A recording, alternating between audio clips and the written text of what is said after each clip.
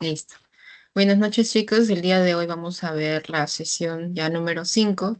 Bueno, todavía estamos tratando temas de cardiofisiología, ¿no? Pero en este caso ya estamos hablando de un tema un poco más relevante, que vendría a ser parte de la interpretación de los temas previos, ¿no? Ahorita vamos a ver electrofisiología y ESG, o sea, electrocardiograma, ¿no? Como ya hemos hablado en algún momento previo, sabemos que en el ciclo cardíaco se veían los fenómenos eléctricos, dinámicos, también sonoros, que ya los hemos visto, ¿no? Pero ahorita vamos a ver los fenómenos eléctricos y cómo se originan, ¿ok?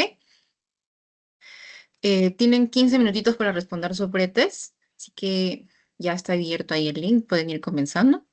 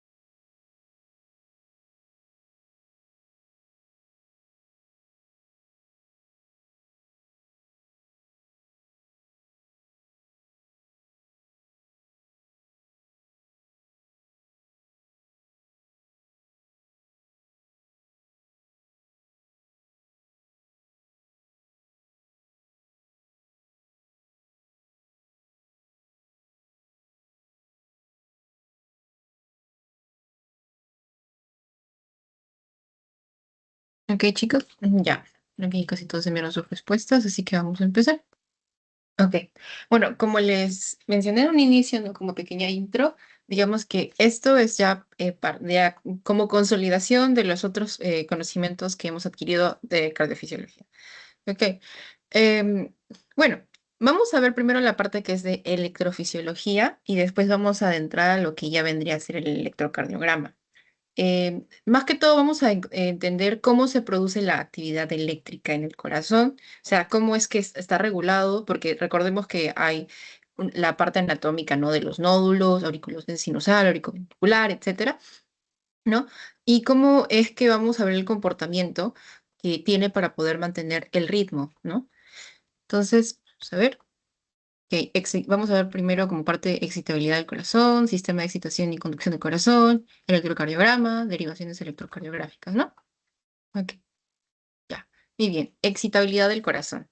Para empezar en sí, el corazón como tal tiene su propio sistema especializado para excitar y conducir esta energía, ¿no? Estos fenómenos eléctricos, ¿no? ¿Y qué es lo que hace? Genera impulsos eléctricos para iniciar la contracción del músculo cardíaco, ¿no? Y el segundo es la conducción de los estímulos rápidamente por el corazón. O sea, no es que solamente, ok, yo genero los impulsos eléctricos y que se envíen y ya, sino que también van a tener que ser de una manera eficiente y rápida. ¿Por qué? Porque esto es fundamental para el objetivo del corazón, el bombeo de la sangre hacia la circulación y que se logre llegar hacia todos los tejidos, el transporte de nutrientes, oxígeno, etcétera, y todos los otros procesos relacionados, ¿no? Por esa razón, recordemos que aquí hay cuatro estructuras importantes, ¿no? El nódulo sinusal o nódulo sinoauricular, el nódulo auriculoventricular, las de His, y de ahí tenemos las fibras de Purkinje, ¿no? Todas parten desde donde vamos a empezar aquí, el nódulo sinusal. Ok. Recordar que, bueno, objetivo de esto es la generación de los impulsos y que se conduzcan rápidamente. Por lo tanto, si nosotros tenemos alteraciones en alguna de estas partes, vamos a tener también consecuencias en la contracción del corazón, no se va a contraer apropiadamente, puede ser muy rápida, puede ser muy lenta, puede ser arrítmica, etcétera, ¿no? Entonces, vamos a empezar con el primero, el nódulo sinusal o el nódulo sinoauricular. Ubicación en la pared posterolateral superior de la aurícula derecha, como podemos ver acá. Aquí está, este de aquí. Ok, bueno, aquí está la imagen general, ¿no? Donde podemos ver las distintas estructuras. Bueno, y esta ya vendría a ser la disposición anatómica, ya un poquito más específica, ampliada. ¿Ven? Aquí está. Y bueno, y cerca de tenemos al nódulo auriculoventricular, ¿no? Ok, ven. Ay, no, no carga. Ok. Aquí es donde se va a generar el impulso eléctrico, ¿no? Aquí es donde se va a generar la descarga para poder empezar a generar la contracción. Pero ¿cómo es que ocurre? Vamos a encontrar que el nódulo sinusal tiene tiene su propia regulación, su propia autoexcitación. Pero ¿cómo funciona esto? Si bien vamos a hacer como que una comparación. Nosotros recordamos que el potencial de acción del músculo cardíaco está dependiente de el potencial de membrana, que era de -85 a promedio, y entre un rango de -80 a -90 milivoltios, ¿no? Pero, ¿qué pasa aquí? En el caso del nódulo sinusal, tiene otro sistema. O sea, tiene un potencial de membrana mayor. O sea, ¿por qué decirlo mayor? Porque recuerden que mientras sea menos negativo, o sea, y recordemos que menos negativo significa que es más cercano a cero, con mayor facilidad se va a excitar, ¿no? Entonces, esto está relacionado a la ritmicidad automática del nódulo sinusal. ¿Ok? Y esto va también permitiéndonos entender cómo funciona esta regulación. ¿Ok? ¿Qué es lo que ocurre? El nódulo sinusal como tal dentro de sus fibras tiene este potencial de membrana, que es muy distinto al de las fibras musculares, ¿no? Del corazón. O sea, no es igual. Si vemos aquí, este es de -55 a -60 milivoltios. En cambio, el del corazón, usualmente, ¿cuánto es? Promedio -85 y en un rango de -80 a -90. ¿no?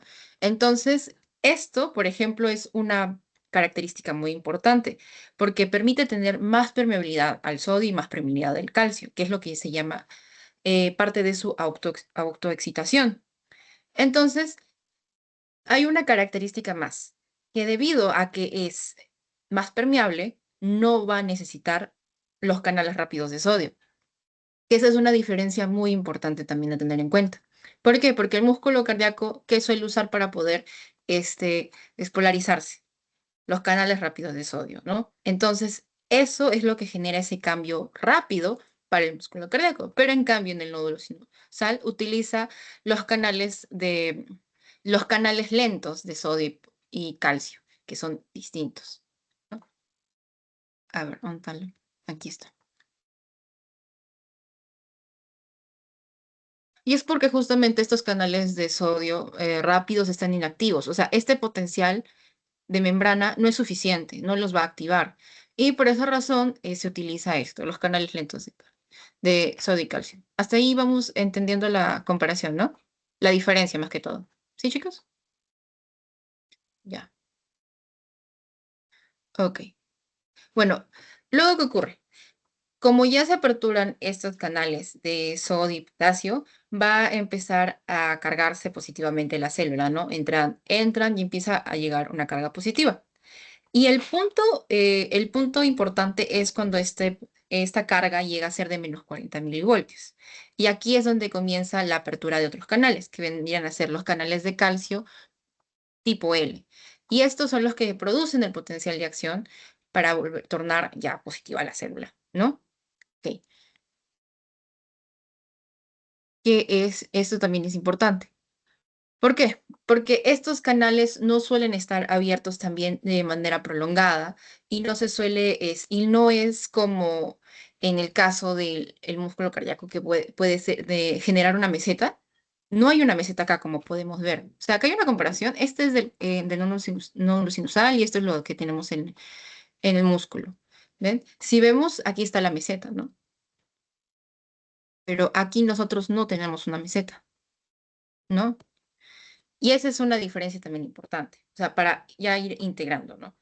Después, ¿qué pasa? Que va a venir aquí ya lo interesante, ¿no? Que es la inactivación como tal. O sea, se van a inactivar de manera rápida, ¿no? Y al inactivarse también van a permitir la apertura de canales de potasio.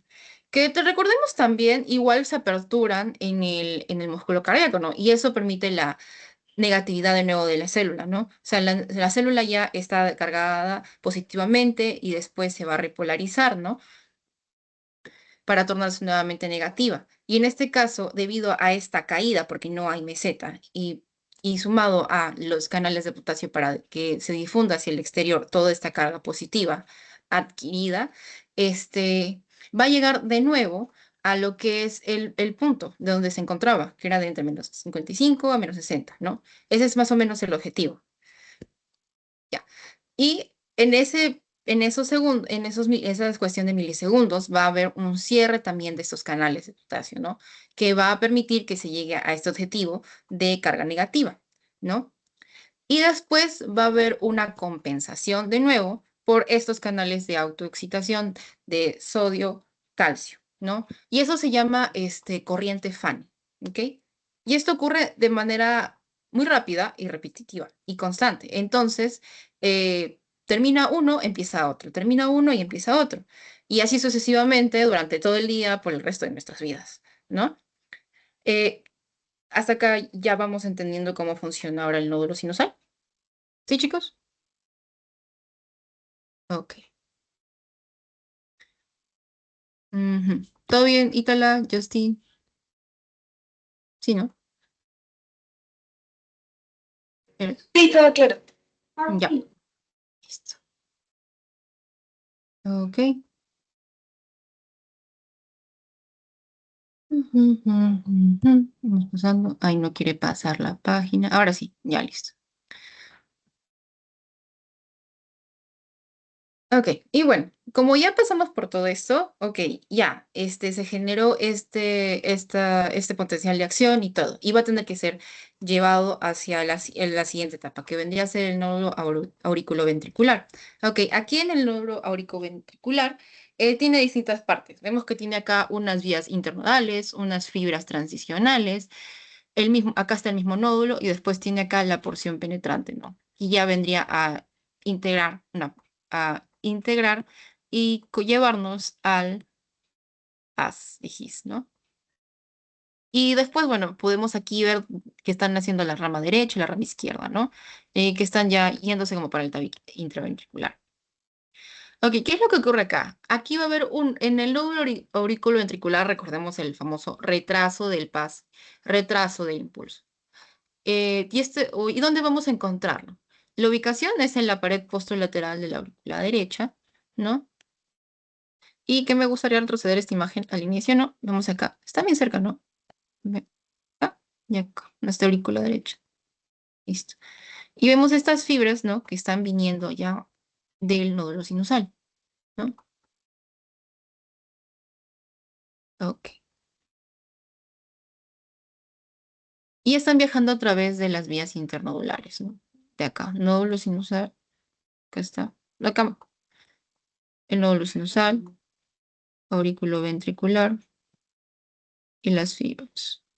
Haz de His, rama derecha, rama izquierda, y ya después Purkinje, ¿no? Fibras de Purkinje, ¿no? Ok, ya. Esto es lo que ocurre acá, ¿no? Lo que ocurre es que bueno, la estructura misma de de estas fibras, ¿no?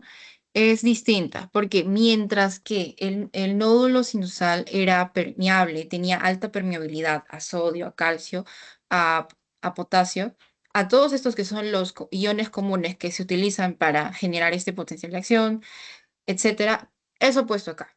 La diferencia está en que este de acá no es tan permeable. ¿Y es por qué? Porque hay menos hendiduras entre células.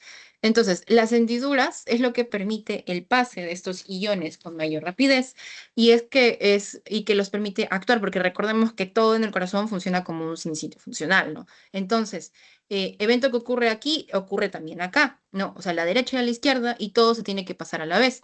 Pero, ¿qué es lo que ocurre acá? Que no hay tanta conexión, no hay tanta permeabilidad, por lo cual hay un pase más lento, ¿no? ¿Y cuál es el objetivo acá? Que se consiga el vaciado de las aurículas hacia los ventrículos. Y porque recordemos esto en el ciclo cardíaco, ¿no? ¿Qué ocurre? Ok, se genera el potencial de acción, se contraen las aurículas. ¿Y por qué se tienen que contraer las aurículas? Para que pase la sangre de las aurículas hacia los ventrículos, ¿no? ¿Y qué pasa con los ventrículos? Los ventrículos tienen que estar contraídos o, o casi relajados, ¿no? O sea, tiene que haber una apertura ahí de las válvulas y la contracción de la aurícula es la que permite el pase de la sangre, ¿no? De aurícula a ventrículo, ¿sí o no? Y después el ventrículo, ahí no está contraído todavía, ¿no? Y después, recién que termine de llenarse el ventrículo, ya viene lo que vendría a ser la contracción isovolumétrica y después la eyección, ¿no? ¿No? ¿Entendemos eso, no? Aquí es donde se integra todo eso y el por qué no tenemos todavía ahí una eyección, porque ¿qué pasaría si el potencial de acción pasa directamente y rápido, ¿no? No habría un correcto llenado de los ventrículos y habría una eyección inadecuada, porque primero, no habría suficiente volumen de eyección o el volumen de eyección estaría incompleto. Sumado a eso, que habría una contracción muy rápida también. Entonces, ahí entendemos cómo está pasando todo acá.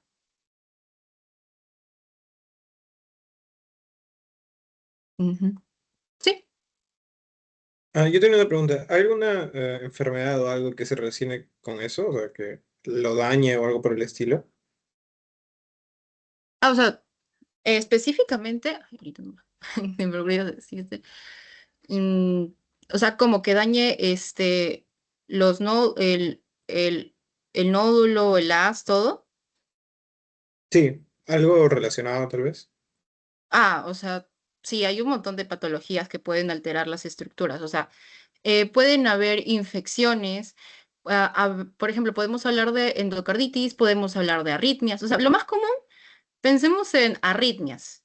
¿Ok? Arritmias, van a escuchar de repente más adelante, a más a detalle, ¿no? Pero como tal, las arritmias implica, de la palabra arrítmico, ¿no? Que es irregular. Y eso también genera un pulso irregular, ¿no? Entonces va a haber una contracción irregular y eso puede generar complicaciones a la larga, ¿no? Eh, a ver, ¿cómo explicar? Ahorita, ¿cómo hacerlo sencillo? Mm, ya, por ejemplo, una persona que tiene arritmias, su corazón se acelera eh, muy rápido, ¿no? Y esta aceleración puede generar problemas, ¿no? En el momento de la inyección y puede generar, por ejemplo, eh, en un momento mareos, bueno, disnea, eh, eso también puede alterar la presión arterial, etcétera, ¿no? Como para entenderlo así, ¿ok? Pero sí, hay distintas afecciones, bueno, patologías que alteran la regularidad del, de los nódulos, ¿no? O sea, del nódulo sinusal como tal incluso podría ser consecuencia tal vez de eh, una cirugía. Puede haber incluso, bueno, como les mencioné, virus, bacterias, endocarditis, por ejemplo, bacteriana, viral. Puede ser, por ejemplo, arritmias. Arritmias pueden ser congénitas, adquiridas. Eh, ¿Qué más? Puede ser tal vez incluso, bueno, incluso un infarto. Un infarto puede alterar toda la estructura del corazón. Recuerden que el infarto como tal es que eh, hay pérdida de irrigación en una parte del corazón y eso también puede alterar incluso lo que vamos a ver como parte de la excitabilidad del corazón, porque si se lesiona una parte del músculo cardíaco, esa parte ya no se recupera y ya no se puede contraer, ¿no? Y ya no va a recibir parte este, de la conducción, ¿no? La verdad son un montón, ya. Pero sí, más o menos, sí está entendiendo, ¿no, chicos? Sí, pero es bueno que también estén como pensando, ok, si esto se altera, ¿cuáles serían las consecuencias? Porque ya eso vendría a ser lo que es fisiopatología, ¿no? Ya. Ujú. Ya, pero acá sí se entendió lo importante del nódulo auriculoventricular, ¿no? El objetivo. Ok. Sí, porque o sea, en sí la meta acá es retrasar el paso para que haya un vaciado de las aurículas a los ventrículos, ¿no? Ok, listo. Ujú, ujú. Ok, y luego, bueno, tenemos lo que es el haz de His o haz auriculoventricular. En este caso es el que transmite el potencial de acción, pero aquí ya en vez de ser un pase lento, como lo hemos visto con anterioridad, que es retardado, ¿no? Por el nódulo auriculoventricular, aquí es como que ya, ok, vamos a tomar una pausa para poder permitir esto. Ok, ¿y ahora qué necesitamos? La contracción. Entonces, para eso, el haz de His o haz auriculoventricular se va a encargar de hacer la transmisión rápida, ¿no? Es lo que permite el pase del potencial de acción, pero esto va a ser una velocidad de 1.54 metros por segundo, ¿no? Y de ahí vamos a tener lo que es la rama derecha, rama izquierda. Y luego vamos a tener lo que sigue, que vendría a ser las fibras de Purkinje. Y estas son más permeables, o sea, son muchísimo más permeables. ¿Y cuál es la otra característica? Que tienen pocas miofibrillas, lo cual no hace nada casi nada contráctil. ¿Ok? Y acá vamos a ver vamos como comentario, ¿no? O sea, nosotros entendemos que se genera el impulso y este impulso va a viajar, pero este impulso va a retroceder o va a seguir hacia una sola dirección. Porque como hemos visto anteriormente, puede ser, hay comunicación bidireccional, unidireccional, ¿no? Unilateral, ¿no? Entonces, ¿qué es lo que ocurre acá?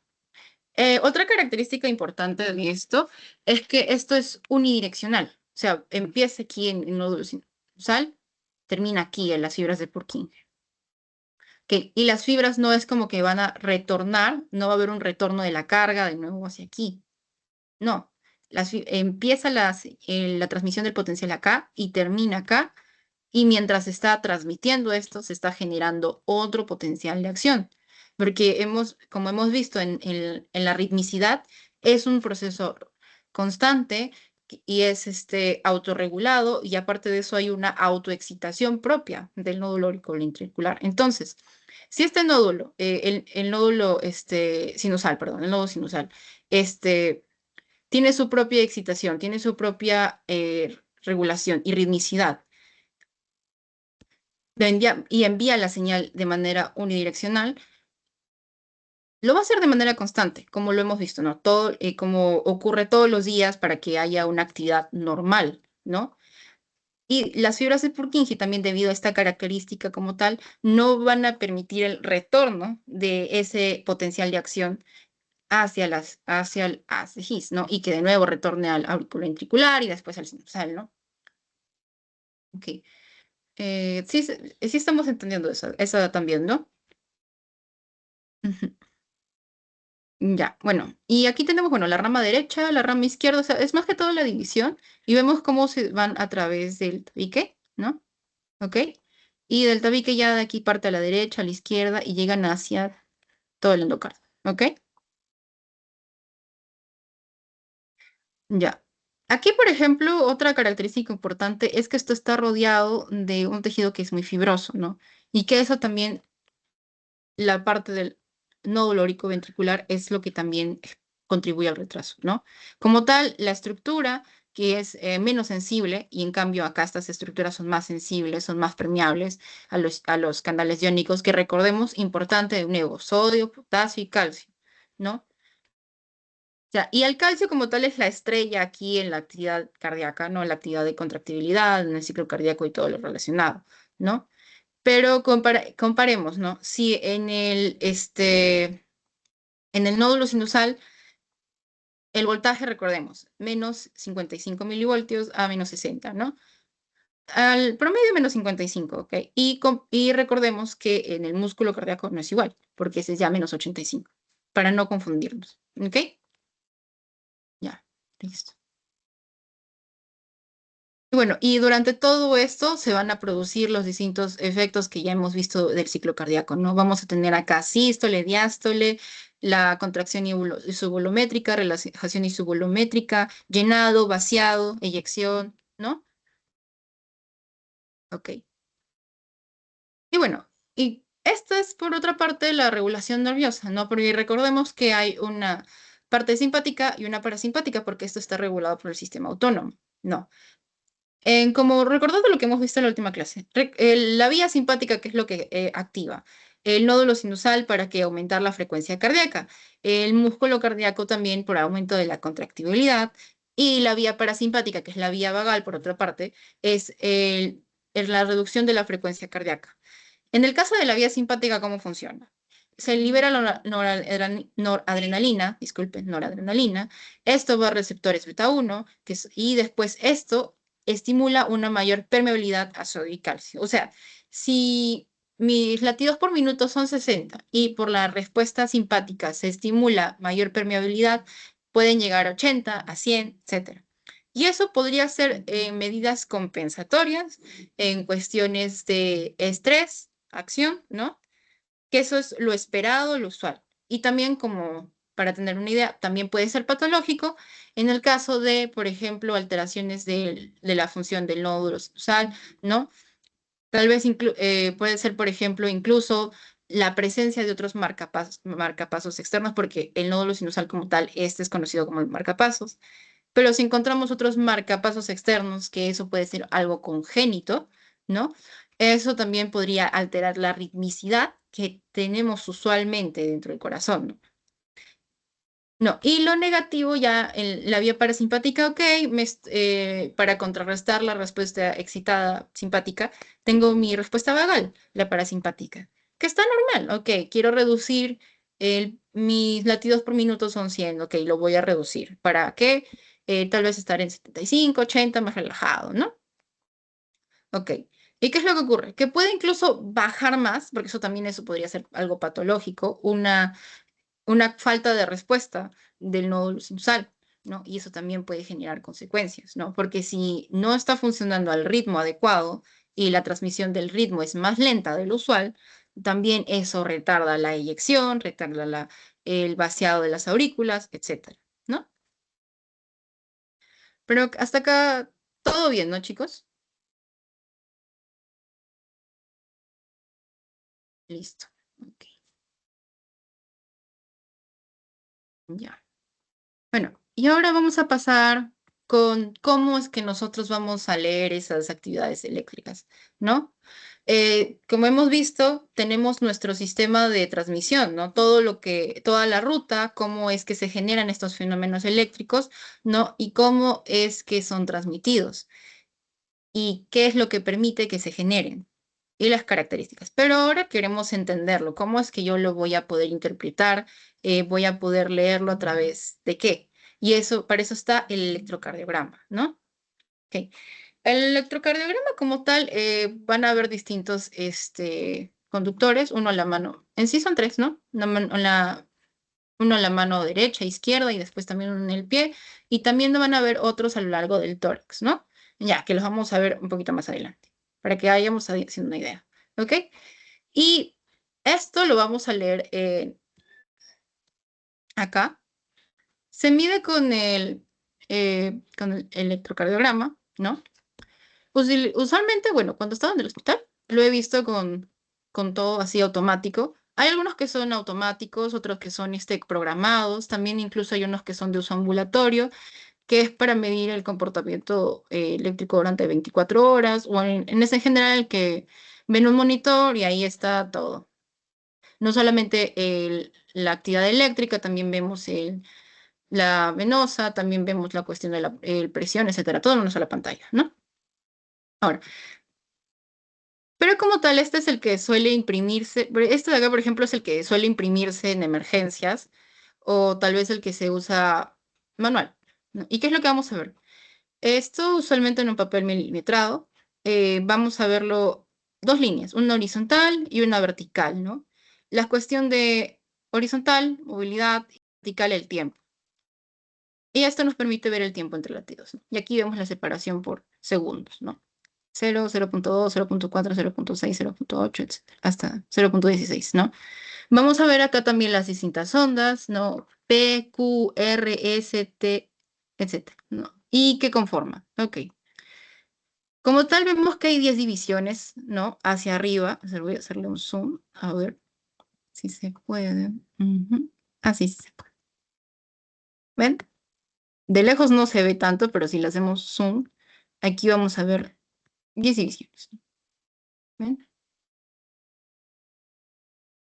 Ok. ¿Y qué son? 10 divisiones son igual a un milivoltio. ¿Ven? Y acá hay 1, 2, 3, 4, 5. 1, 2, 3, 4, 5. ¿Ven? Por cada cuadradito es igual a un milivoltio. Es igual a 10, a un mil. Perdone. me trabé. Aquí. Tenemos un milivoltio que es igual a 10 divisiones, ¿no?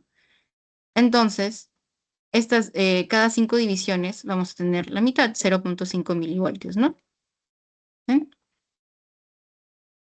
Bueno, y esto sería dentro del rango normal, ¿ah? O sea, de 0 hasta como máximo un milivoltio, ¿no? Igual. Y después acá tenemos las líneas verticales. A ver, acá lo voy a hacer más chiquito. Y esta es la separación por segundos. Y esto es lo que me permite calibrar el tiempo, ¿no? La velocidad normal, eso sí, recuérdalo. Cuando tienen un electrocardiograma, un EKG calibrado, la velocidad es 25 milímetros por segundo. O sea, y 25 milímetros es igual a un segundo. Eso ténganlo claro, porque si ustedes imprimen uno de estos y no está calibrado correctamente, les dice 20, 30, está haciendo la lectura es errónea también. ¿Ok? Y esto de acá, 5 milímetros es igual a 0.2 segundos. ¿Ven? Acá. Y como lo vemos aquí justo dentro de la misma gráfica también. ¿Ok? Ujú. Y miren acá, por cada 0.2 segundos hay 5 intervalos de 0.04 segundos. ¿Ven? Ok. ¿Y esto cómo lo trasladamos a la gráfica? A ver, 0.04. Y acá no tenemos 5 cuadraditos, ¿ves? 1, 2, 3, 4, 5. ¿Ok? Igual. 1, 2, 3, 4, 5. ¿Ven? 5 hacia arriba, 5 hacia los lados, ¿ves? De 5 por 5. ¿Ok? A ver, vamos a medir esto de acá. Ay, perdón, se está pasando el otro.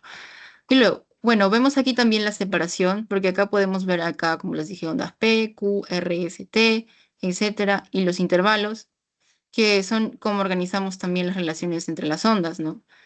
Porque tenemos intervalo P, Q, tenemos intervalo P, R, también tenemos intervalo R, R, tenemos segmento S, T, ¿no? Y intervalo Q, T. ¿Ok? Hasta que claro cómo está conformado, ¿no? ¿Y qué es lo que usualmente deberíamos ver? ¿Sí, chicos?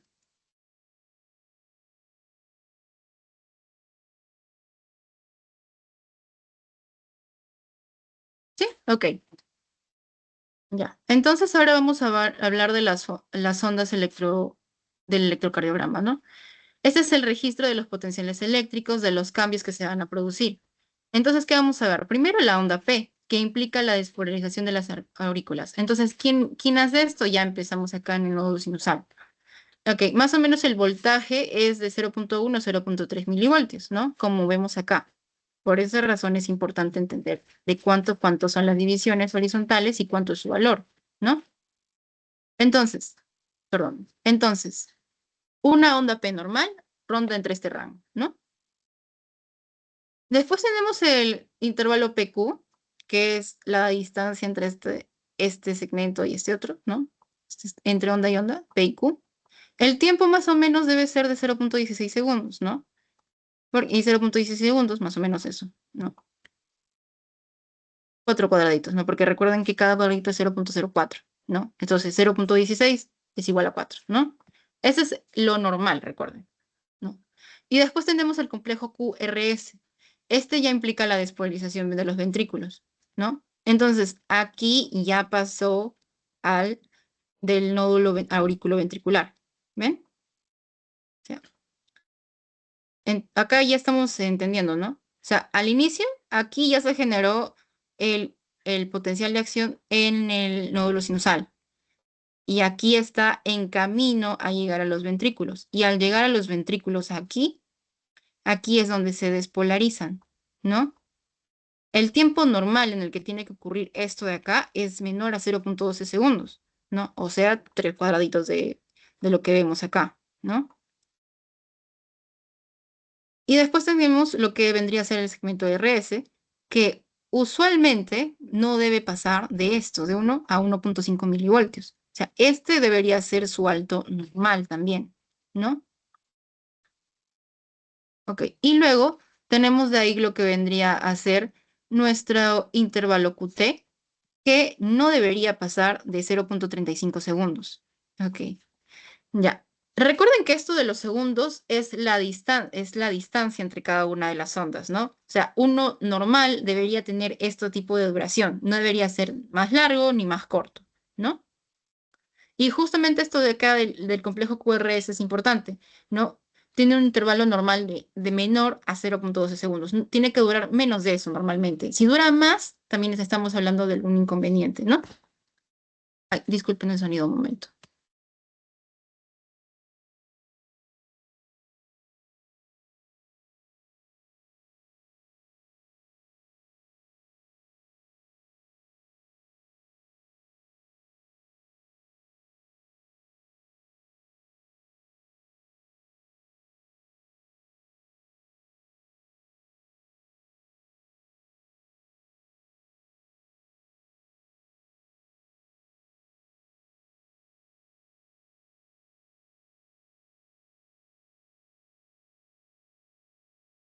Discúlpenme, chicos, un momento, ¿ya?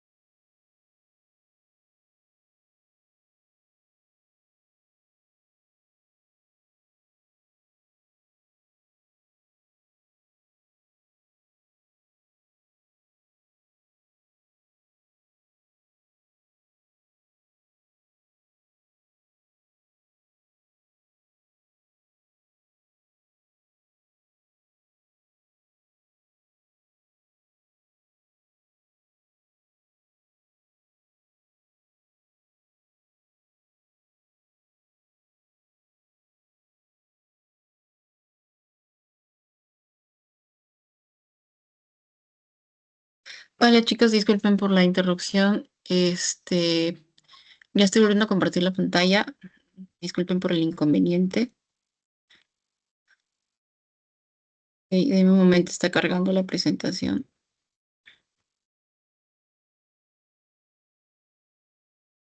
Ya,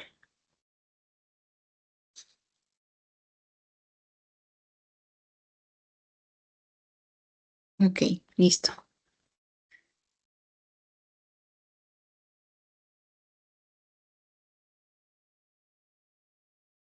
No sé si me logra ver, me logran escuchar, por favor.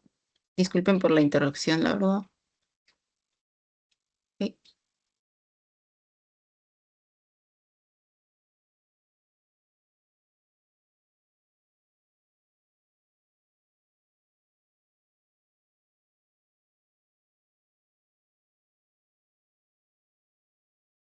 ok, listo.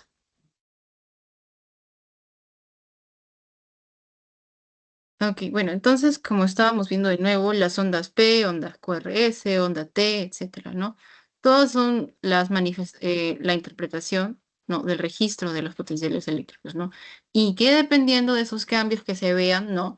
Vamos a poder identificar qué actividad se está realizando, ¿no? O sea, si la onda P, despolarización de las aurículas, el complejo QRS, despolarización de los ventrículos, y la onda T, repolarización de los ventrículos, ¿no? Y recordemos que los tiempos y el voltaje, ¿no? Así como acá en la grafiquita anterior, ¿no? Vimos lo que era en la vía horizontal la, el valor en milivoltios y por la otra parte la línea vertical, la interpretación en la duración de cada una de las ondas, ¿no? O sea, estos son los valores fisiológicos normales que deberían tener al momento de ser registrados en el electrocardiograma, ¿no? La lectura normal, ¿no? Y vemos que acá justamente, recordemos, en la onda P, es donde ocurre la despolarización de las aurículas. Acá todo está dentro de las aurículas, después en los ventrículos ya vemos acá el comportamiento, en el complejo QRS y también en parte del complejo T, ¿no? Porque hay una repolarización. Aquí se despolarizan, ¿no? Y aquí se repolarizan. O sea, y la repolarización, recuerden que es el retorno a la carga, a la negatividad, ¿no? No, ¿y por qué se despolarizan? Porque justamente se están tornando positivas esas células, ¿no? Por la entrada de iones calcio, más que todo, para generar la contracción, ¿no? Ok.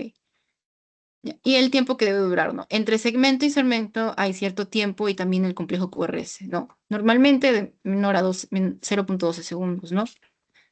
Y el valor del RS, o sea, esto de acá, de aquí a acá, no debe ser mayor a esto, ¿no? Su rango de 1 a 1,5 milivoltios, ¿no?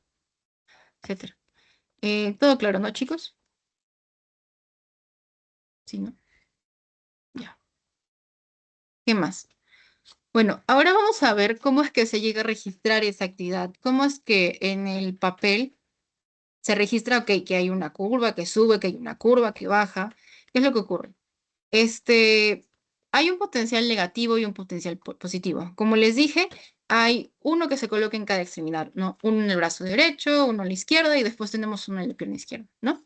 A la derecha es negativo, a la izquierda es positivo, en el brazo y en la pierna. ¿Ok? Ya. ¿Y qué es lo que ocurre? En esta gráfica vamos a ver cómo va progresando la despolarización y la repolarización y cómo es que y cómo se va a registrar, ¿no? ¿No? Entonces, primero, ¿qué es lo que ocurre? El potencial negativo normal al interior se torna ligeramente positivo y negativo en el exterior. ¿Qué eso es lo que ocurre, no? Porque en un inicio recordemos que la carga se torna positiva al interior, porque se aperturan los canales de sodio para que puedan entrar, ¿no? Y en este caso, si hablamos, podemos hablar de los canales de sodio, de los canales de sodio-calcio, ¿no? Pero aquí en sí es que la célula se empieza a tornar positiva, ¿no? Y es una apertura progresiva, ¿no? Porque vamos a ver que por una parte todavía es negativo en el interior y por otra parte es positiva. Pero como el primer electrodo de acá está haciendo la lectura, ¿no? De la carga positiva, aquí lo vamos a ver en la gráfica como positivo, ¿no? Ok. ¿Sí entendemos eso, no? Ya, todo bien. Después que ya se completó esta despolarización, ¿no? La célula ya a nivel interno ¿Cómo se torna? Negativa. No, al interno, perdón, se torna positiva y al exterior, pues, bueno, el cambio. Perdónenme. Entonces, esta despolarización ya se completó, ya se terminó de propagar y de nuevo baja, ¿no? ¿Ve? Baja. Y aquí está. Y aquí tenemos la curvita. ¿Ve? Hasta aquí todo ok, ¿no? Ya listo. Entonces, luego, ¿qué ocurre? Va a tener que repolarizarse. Entonces ocurre lo opuesto, ¿no? Afuera está positivo y adentro negativo, ¿no? Y entonces, ¿qué pasa aquí? Esta lectura de acá por el otro lado, acá es negativa y acá es positiva, ¿no? ¿Ven? Y todavía también es parcial, porque está progresando por partes, ¿no? Entonces, ¿cómo se va a leer aquí? Negativamente, ¿no? Y va a generar esta curva, ¿no? Donde vemos que en realidad está bajando, porque se está tornando más negativo. O sea, si antes ya había llegado al punto de equilibrio, ¿no? Acá, cero, ¿no? Después va a bajar, va a ir a menos. Y aquí vamos a ver cómo se empieza a tornar negativo, ¿no? Pero otra vez se completa la repolarización y se torna positivo, ¿no? Y por esa razón no hay un registro de cambio, ¿ok? ¿Ven? Y de nuevo vuelve a cero, ¿no? ¿Sí se entendió eso?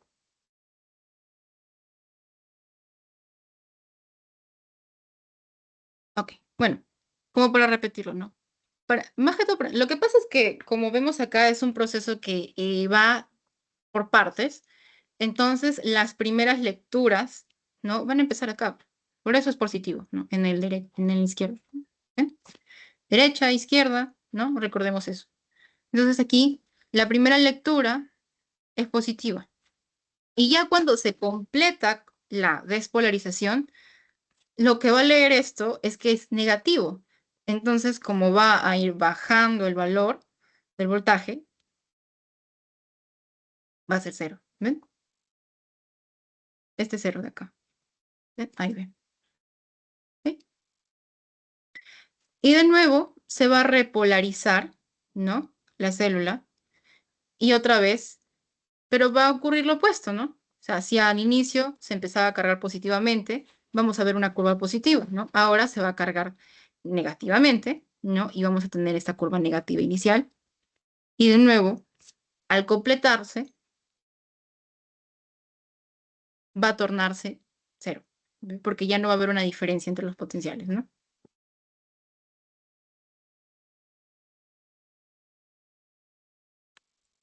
¿Sí lo estamos entendiendo? Ok.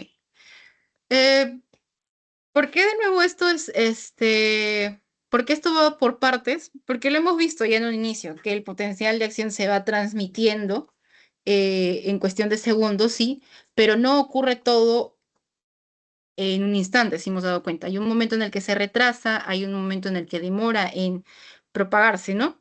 Y eso es lo que lo que vemos acá en la lectura, ¿no? Porque vemos en un momento, acá la onda P, por ejemplo, la onda P acá, sí o no, que aquí es donde empieza la despolarización. Aquí vamos a leer que hay una carga positiva, ¿no? ¿Y después qué ocurre? Va a bajar después, ¿no? ¿Ven? Eso es como para que vean, ¿no? Por ejemplo, ¿no? De esto de acá, ¿cómo es que se le hace la lectura y cómo lo veríamos aquí en una gráfica, por ejemplo? Esta despolarización, ¿no? ¿Qué es esto? Acá. La despolarización que ustedes ven, esta curvita de acá, por ejemplo, es la onda P, ¿no? ¿Ve? ¿Qué pasó? Que acá hay una despolarización de las aurículas. ¿Por qué? Porque acá hay una entrada de calcio. El calcio entra y torna positivo en el medio interno de la célula, ¿no? ¿Y qué pasa después cuando se repolariza? ¿No? Aquí está, ¿ven? Y vemos acá de nuevo esto. Sigue despolarizándose todavía, ¿ven?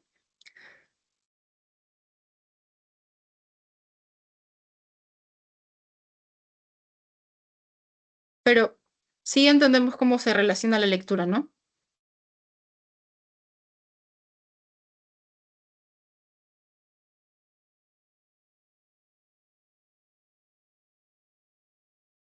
Sí, chicos, ¿todo ok? Bien. sea, yo entiendo que es como que se están quedando pensando un poco, porque sí, yo también en la primera no lo entendí cuando lo vi por primera vez,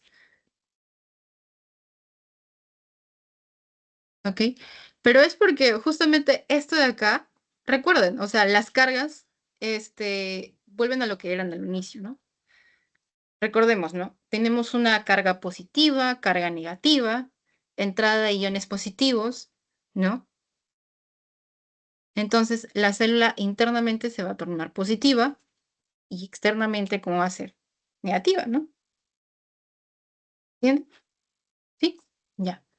Entonces, los electrodos están leyendo las cargas que se encuentran en ese momento, ¿no? A la derecha y a la izquierda hay esos dos electrodos, ¿no? Entonces, al momento de hacer la lectura, un inicio, en un inicio, una parte va a ser positiva y una parte va a ser negativa, porque todavía está ocurriendo ese evento, o sea, no está completo, está pasando por partes. Y recién cuando se torne completa esa despolarización, ¿no? Vamos a tener esta curva, ¿no? Ya de carga negativa, ¿no? Porque ahí ya terminó de despolarizarse las fibras musculares, el nódulo sinusal, ¿no? ¿Entienden? Y lo mismo va a ser con la repolarización. Como afuera era negativo, ¿no? Y adentro positivo, de nuevo la célula internamente sí o no que se tiene que tornar negativa, ¿no? Porque en la repolarización, recordemos que se van a aperturar esos canales de calcio, se van a cerrar los canales de calcio y se van a aperturar los canales de potasio, ¿no? Para tornar negativa la célula de nuevo, ¿no? Y que vuelva después al potencial de membrana usual, ¿no? Y esas lecturas igual, el medio interno es un valor positivo todavía en gran parte, pero se está tornando negativo, ¿no? ¿Entienden? Y mientras se torna negativo, por fuera es positivo. Entonces está haciendo como este intercambio, ¿no? ¿Sí se entendió mejor ahora? Ya, sí, sí, entiendo que puede ser un poquito. Sí, lo que pasa es que, como vemos, estas gráficas son la representación de los momentos. O sea, en un momento está siendo positivo y en otro momento se torna negativo, porque vemos que cierto número que carga positivo, positivo y después baja, porque está perdiendo, porque se está leyendo negativo ahora, ¿no? Y aquí está completa la despolarización, ¿no? Y la despolarización era que se cargaba positivamente la célula. O sea, por dentro está positivo. O sea, el medio interno, el citosol, todo está positivo. Y por fuera, ¿cómo va a estar? Negativo. Entonces, la lectura termina acá, en cero. Porque en un inicio y es como que en la parte de afuera se leía +5 y después, como terminó de tornarse negativo, le vamos a restar 5 y va a quedar en cero. Y ahí termina la despolarización. ¿Entienden? Y después en la repolarización, para que esto de nuevo se torne internamente negativo y externamente positivo, ¿qué pasa? Que una parte ya empieza a cargarse negativamente y por esa razón se lee esta carga negativa, ¿ven? El menos, ¿no? O sea, el exterior se va a leer negativo y por esa razón vemos esta curva negativa. ¿Entienden? Entonces, al leer esta curva negativa, porque en el exterior ya se está cargando negativamente y en el interior, en el exterior todavía está esa carga negativa, en el interior positivo, cuando termine de repolarizarse, ¿no? Vamos a ver que de nuevo va a tornar a cero, ¿sí o no? Porque afuera se lee positivo y adentro negativo, ¿no? Porque aquí ya se repolarizó la célula y ya perdió esa carga positiva interna que había recibido para poder generar la contracción. ¿Ahora sí se entendió mejor?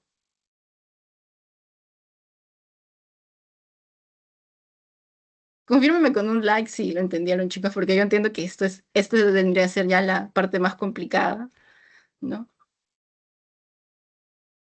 Ya, ¿ven? O sea, y para resumirlo como ejemplo de nuevo, la onda P. Piensen en la onda P para acordarse de eso, ¿no? Aquí ocurre la despolarización. ¿Y por qué se despolarizó? Miren esto, la curva es hacia arriba, ¿no? ¿Y cómo se vería aquí la despolarización? Acá, ¿no? ¿Ven? ¿Y cómo se vería la repolarización? Por aquí, ¿no? Más o menos así. ¿Ven? Ya listo. Y bueno, y esta es la parte de ascenso y descenso y todo lo que ocurre, ¿no? Ok, y esta de acá como enunciado de recordatorio. No se registra ningún potencial en el electrocardiograma cuando el músculo del ventricular está completamente polarizado o completamente despolarizado. Y eso lo vemos acá, ¿no? ¿Ven? O sea, y esto es despolarización. Y aquí está la comparación, ¿ven? Cuando hay una despolarización, ¿cómo vemos esto de acá? El ascenso. ¿Y esto dónde lo tenemos aquí? QRS. No, y aquí está la contracción de los ventrículos, ¿no? Ahí ven, los spoileé, perdón. ¿Ven? Esto de acá es lo que ocurre, ¿no? Este es más o menos la actividad que vamos a ver en los ventrículos, ¿no? Porque recordemos, P es aurícula, QRS, ventrículos, pero despolarizados, y ya la onda T es cuando termina aquí la repolarización. ¿Ven? Y acá justamente en esto se cumple esto, ¿no? Cuando el músculo ventricular está completamente despolarizado o completamente despolarizado, ¿no? ¿Ok? Y ven acá, ¿ven? Y se ve la grafiquita, ¿no? Y eso es lo que vemos el valor de ascenso en la despolarización y se va a leer acá en el complejo QRS, ¿no? O sea, en el momento que ocurre la contracción de ellos, ¿no? Vamos a ver la lectura del QRS, que eso es importante. Y acá en el momento que termina de repolarizarse, de tornar a su valor basal, ¿no? Eso es ya con la formación de la onda T. Terminando, ven acá, la formación de la onda T. Y en este espacio, y en este tiempo de acá, en el que vamos a ver la siguiente onda P, que va a iniciar el cambio de nuevo para que se inicie la despolarización de los ventrículos, ¿no? Y otra vez vamos a tener otro segmento, otro complejo QRS, ¿no? Que es justamente, ¿qué? La apertura de los canales de sodio, ¿no? Los canales de sodio rápido, ¿no? Y acá tenemos ya la meseta y después de acá el cierre de los canales de calcio, apertura de potasio y ya. Y otra vez. Y así sucesivamente, ¿no? Ok. Y bueno, y acá tenemos las derivadas del electrocardiográficas. Tenemos tres tipos, ¿no? Primero están las derivaciones bipolares estándar de las extremidades. O sea, como les comenté, acá hay uno que está a la derecha, uno que está a la izquierda y otro que está en la pierna izquierda, ¿no? Uno es positivo, uno es negativo y otro también es positivo, ¿no? Fíjense acá, un momentito, le vamos a hacer zoom. Ahora, ¿por qué bipolares? Porque hay dos electrodos en lados opuestos, ¿ve? Y acá está esto que le quería mostrar. Acá, uno es negativo, es positivo, ¿no? ¿Ven? Ahí ve. Creo que le hice mucho zoom. Y bueno, y esto es lo que vendría a ser aquí, con estas derivadas bipolares, tenemos el triángulo de Eichhoff. Y que acá, perdonen, me quiero aumentarlo, acá se cumple una regla, ¿no? Que lo que se lee, el potencial de la derivación 1 más el potencial de la derivación 2 es igual. Ahí ven. Ay, está borroso, perdónenme. Quiero hacerle zoom para que lo vean. Aquí está.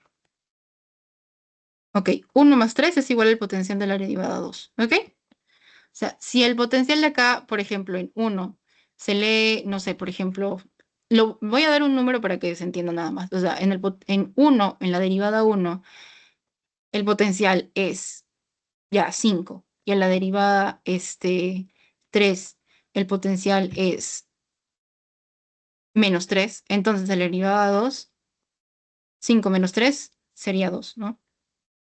Ahí está.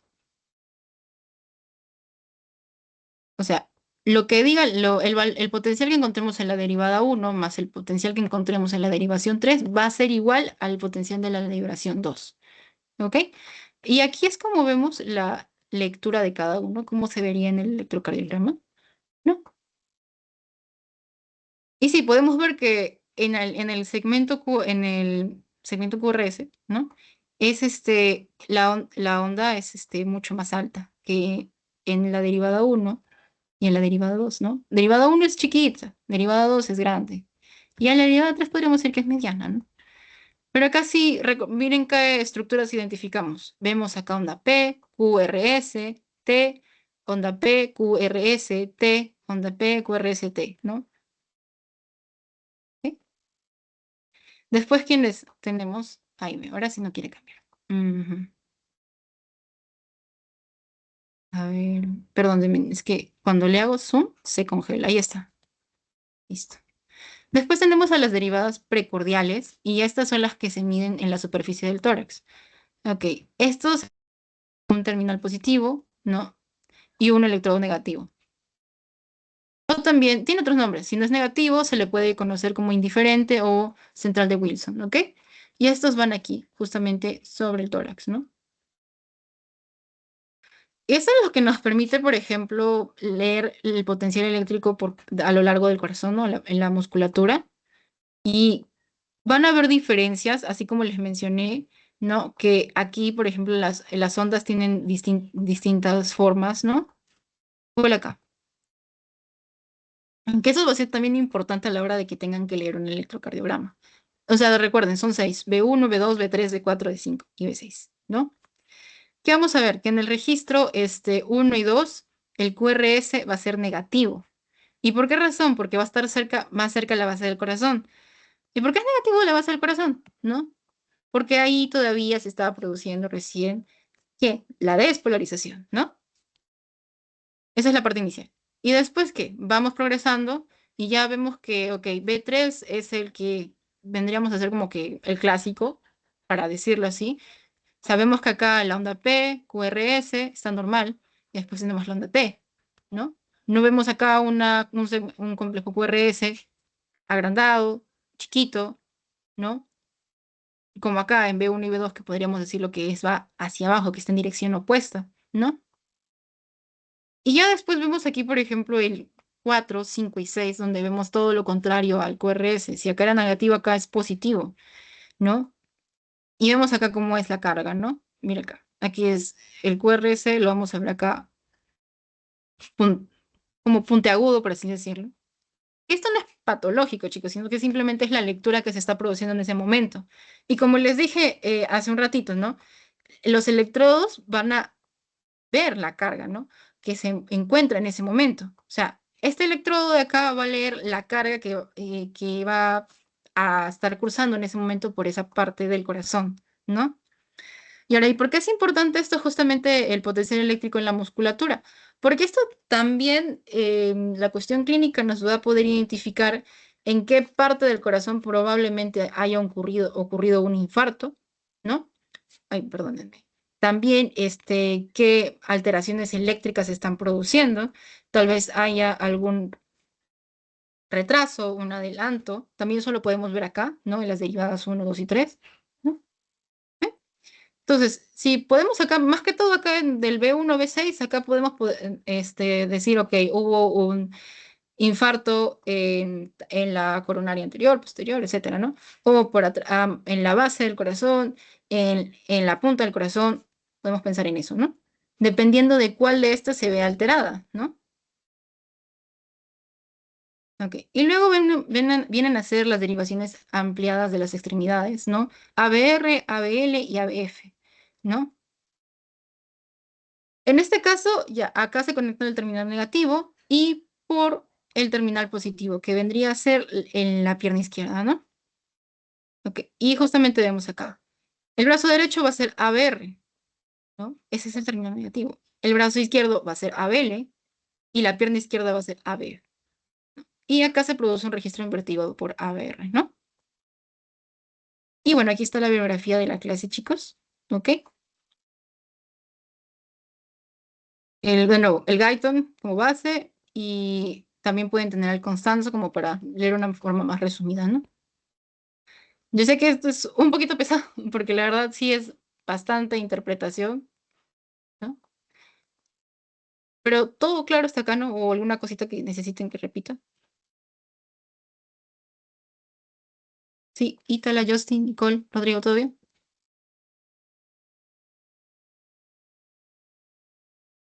Ok, Sí, listo. todo bien. Ya, ok, listo. Entonces voy a pasar el post ahorita, en segundo. A ver, a ver, a ver. Ujú, ujú, tan, tan.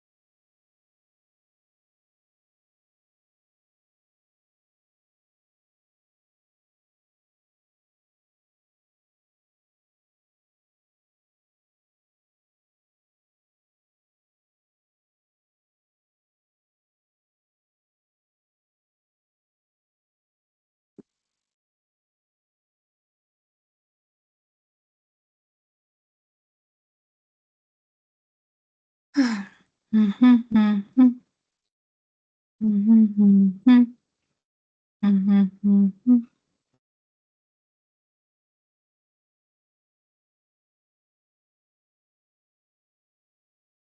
Ok,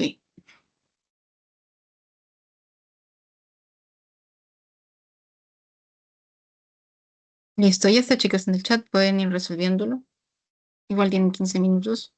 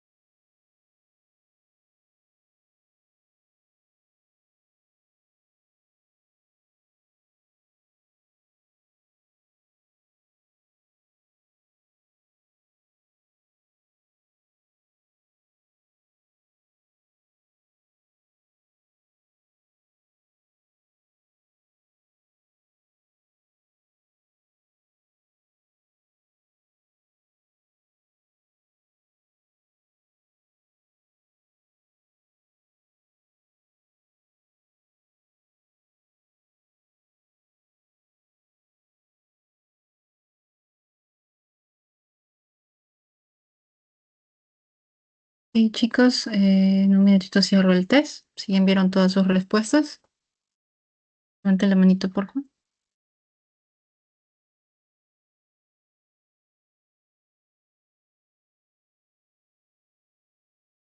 Ujú.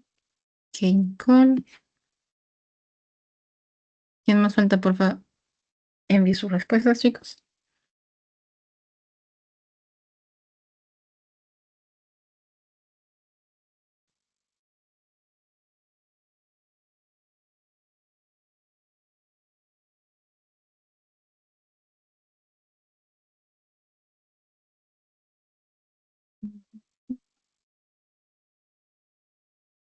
Ok, bueno, entonces empezamos con la explicación.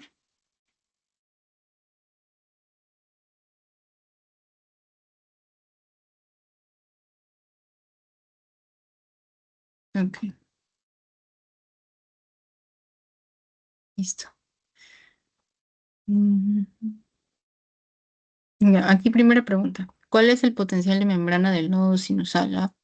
Ok, aquí recordemos, ¿no? Que habíamos hablado que era distinto al que suele haber en el músculo cardíaco, ¿no? Entonces, menos 40 milivoltios, no. 70 milivoltios tampoco. 80 a 90 milivoltios, no. Ok. Aquí, bueno, la A sería la respuesta correcta de menos 55 milivoltios a menos 60 milivoltios. Acá creo que se comió el menos, perdón. Sí. Después, segunda pregunta. ¿Cuál de las siguientes afirmaciones, ¿no? Sobre el nódulo aurículo-ventricular es correcto? El nódulo aurículo-ventricular presenta la conducción más rápida del sistema de conducción cardíaco. No. Aquí, por otra parte, recuerden, aquí se produce el retardo de la conducción. ¿Por qué? Para poder permitir el vaciado de la aurícula al ventrículo. ¿Ok? La conducción lenta permite el vaciado de la aurícula al ventrículo. ¿Retrasa la conducción debido a que es altamente sensible al sodio? No. O sea, más bien aquí, como tal, también recuerdan que hay este menor pase, menor sensibilidad, ¿no? A los iones, sodio, potasio, calcio, ¿no? Entonces no va a permitirse como tal un pase rápido, ¿no? Y su despolarización inicial es mediada por los canales rápidos de sodio. No, canales rápidos de sodio, recuerden que aquí en el sistema de conducción no se usan los canales lentos de sodio-potasio, ¿ok? Digo, de sodio-calcio, discúlpenme, de sodio-calcio. O sea, los canales rápidos de sodio son del, del músculo cardíaco, ¿ok? Y aquí se usan canales lentos de sodio-calcio, ¿ok? ¿Cuál de las siguientes afirmaciones sobre la onda P es correcta? Si amplitud normal supera los 3 milímetros, no. ¿Siempre es negativa la derivación de 2 en el ritmo sinusal?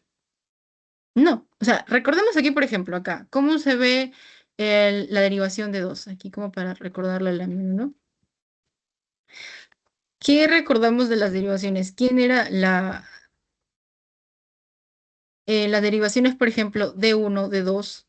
No veíamos muchos cambios, o sea, se veían este, similares, ¿no? A lo que es normales. O sea, nuestro onda P, QRS, complejo QRS, de ahí onda T, todo estaba bien. No, no estaba que era muy positiva, muy negativa, se pueden ver con claridad ahí, ¿no?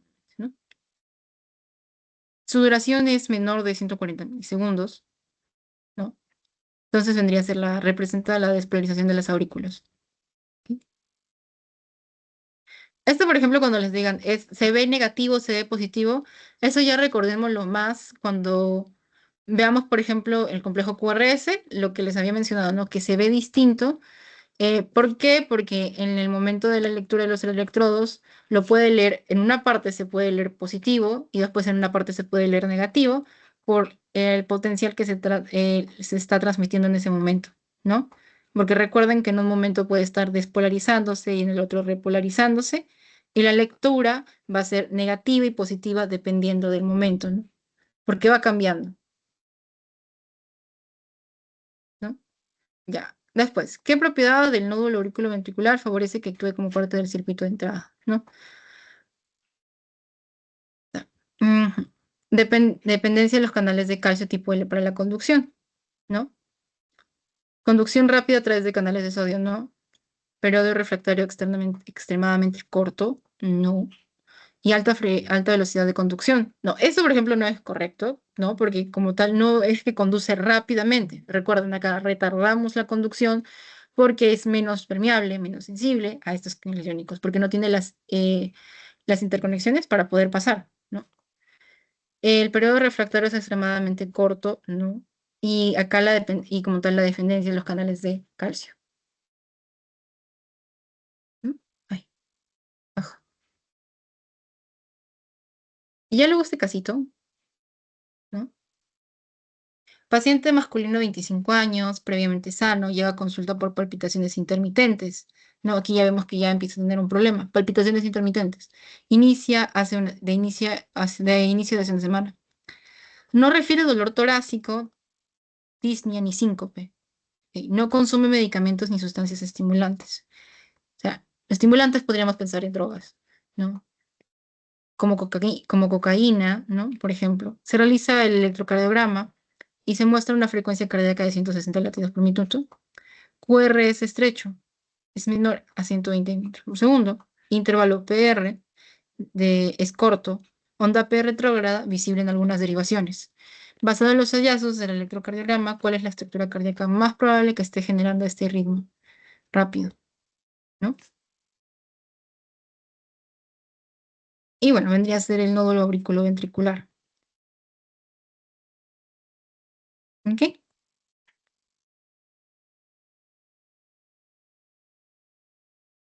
Bueno, y eso sería todo por hoy, chicos. Ok, muchas gracias por su participación, ok, por su asistencia. Y disculpen de verdad el inconveniente con el ruido, ¿no? Y bueno, ya nos estaríamos viendo en la siguiente sesión. Muchas gracias. Voy a dejar de compartir.